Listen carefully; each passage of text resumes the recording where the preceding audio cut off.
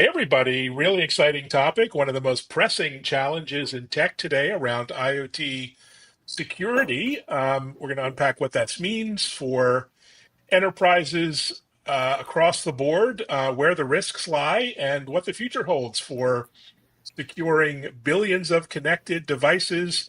Rodrigo with Talis, how are you? Very good, Evan. Thanks for having me here today. I'm very Well, excited thanks to for being talk to you. here. Really excited to dive into all things IoT security. Before that, maybe introduce yourself and your division within Talis for those who may not be familiar. Sure. So I'm Rodrigo Ferreira, Senior Vice President of Sales at Mobile Connectivity Solutions, what we call MCS at Thales. I've been with the group for over 20 years, working in 4 different countries in different roles, from software development to project delivery, management, and sales leadership. So today, I lead the North America business for MCS, working very closely with the connectivity providers and device makers, trying to help shape the future of what we call a connected, secure IoT. Right? I don't know, Evan, how much you know about like a Thales. Just giving a quick intro on Thales. Right? Thales is a global technology provider with over 80,000 employees across Wow. 5 continents. Yeah, it's pretty impressive.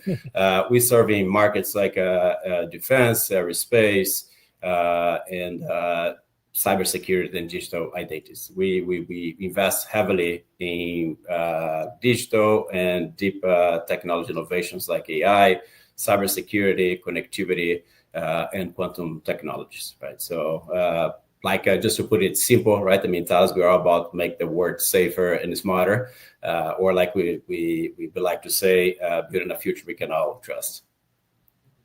Love it. Great taglines. And you've seen the rise of IoT firsthand, can now connecting, hundreds of millions, if not billions, of devices in the near future, collecting enormous amounts of data in real time. What are some of the biggest security challenges that you've seen arise firsthand? Evan, just to start on the IoT, right? I mean, when we talk about IoT, I think most people would agree all the benefits that it brings to our lives, right? I mean, whether it's in automation manufacturing, or if it is real-time data collection in agriculture, or just making our homes smarter. So it's pretty exciting when we see what IoT can do for us, right? However, what we see is that many of those devices, they have limited capabilities. Security isn't built from the start, right? I mean, it's not by design, like we say, and that opens like potential opportunities for attackers to find weak spots or gain unauthorized access, right? So there are a few areas that we believe that the industry needs to work on to make sure that the entire ecosystem is secure and can be trusted. Definitely. And as we know, identity is the flip side of security, and weak authentication has been sort of endemic to IoT for some time. Right. How do we make sure that only secure devices are connected to our networks, especially with so many sensitive infrastructure domains out there, healthcare and energy and aviation and beyond? How can we get better at things like Yeah, authentication? that's a pretty important point, Evan. Right? I mean, as I mentioned, some of those IoT devices, they have limited capabilities. You will be surprised when we talk with some of our players. Right? I mean, they are using just login and password to authenticate their device to the network, or the identity of that device is not secure, is stored in a secure enclave in the device, right? And having those weak authentication protocols, it makes it easier for attackers to impersonate the device and gain unauthorized access, or even worse, do like a full system takeover, right? So think about the power grid, or think about oxygen meter at the hospital, right? I mean, those are use cases that can have real life consequences, right? So it is really important that when we talk about the authentication protocols, that you use a strong cryptographic based identity verification, right? And making sure that that's properly secure in the device, that you can make sure that that device, it is who it says it is before even get access to the network, right? And when we talk about all the data that those devices they are constantly collecting and quite often in real time, that data can also be extremely sensitive, right? I mean, think about your location or health metrics or even like a business criteria, that insights that help you to make decisions, right? So it is extremely important that on top of the strong identity verification, we also have strong encryption protocols, right? I mean, it is making sure that the entire data journey is secure, from the data collection to transmission and storage, right? I mean, at Talis, we usually say it's not a matter of if you get hacked, it's a matter of when, right? And if that happens, you need to make sure that that data cannot be tampered with, that data can't be accessed, that data is properly encrypted. Got it. Another weak link in the IoT security chain is the update mechanisms that are out there. Certainly, many of these devices don't have update mechanisms, which is pretty scary. Others have pretty manual update mechanisms. So, what can manufacturers or businesses, customers, do to ensure their devices stay secure and updated? Firmware gets updated over time, much like our Apple, handsets do. Right. Yeah, that's another pretty important aspect in IoT security, right? I mean, as you mentioned, many of those devices they don't have those capabilities, right? And that's a pretty big risk, right? If a vulnerability is found, that device stays exposed for exploitation or malware infection, right? And I said at the beginning, right? I mean, security needs to be from the start and by design. It's not a matter of just launching a product. It's a matter of make sure that it's secure for the long haul, right? So I think the important points here for tech providers and enterprise is to deploy over-the-air update mechanisms in a secure way, but also think about the lifecycle management from day one, right? I mean, it should be from the beginning and think about the entire device lifecycle, how you're going to manage that. Yeah, interesting topic. Another topic that you hear a lot about are new regulations, rules, laws to secure devices. And there's just a constant stream of updates in the US, Europe, every country having its own ideas about this. Is there any way to unify all of this across borders and countries and regions? Where are we with the standardization and rules side of IoT security? Yeah, that's a good point, right? I mean, security, it's pretty broad topic, and let's be honest, it can be very confusing, right? And as you mentioned, there's like a regulations, there is different standards across the board. If we were to have a unified approach, for sure that can help in scalability, right? It makes it much easier for us to deploy that across regions or across different sectors.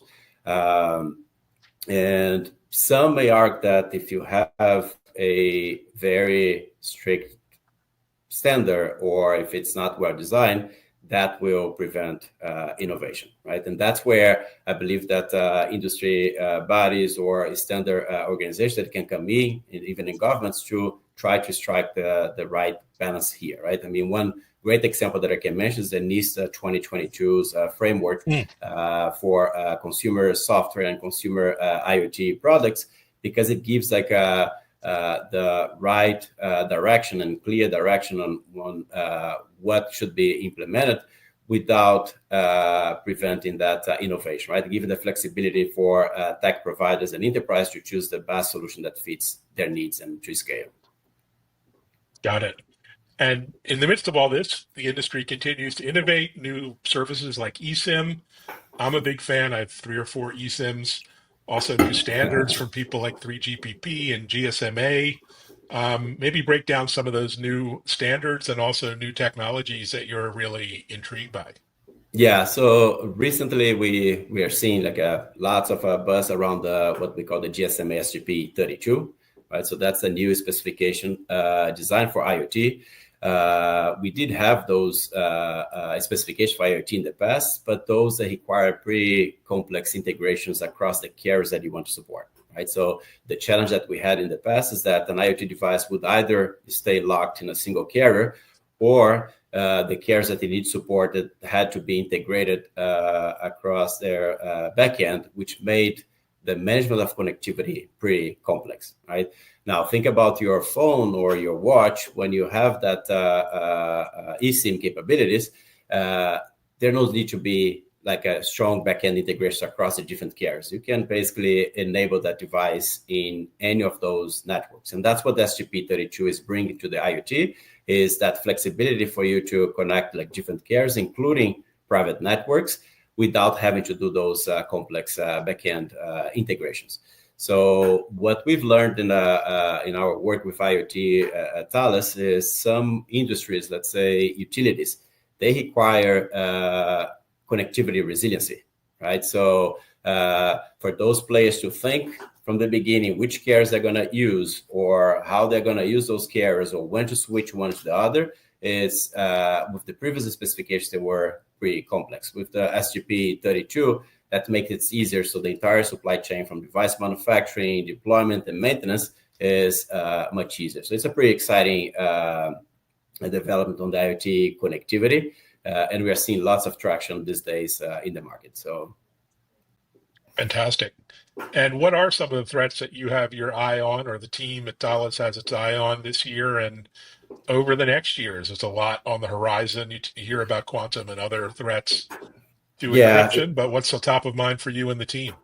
You know, there's like a different topics, right? I mean, I believe that as the IoT tech keeps evolving and reshaping industries, there is no single player that, in my view, can tackle everything by itself, right? I mean, it's the threats are evolving, as you mentioned, like quantum. It is one, right? I mean, if you're doing like a data collection today to access those later on.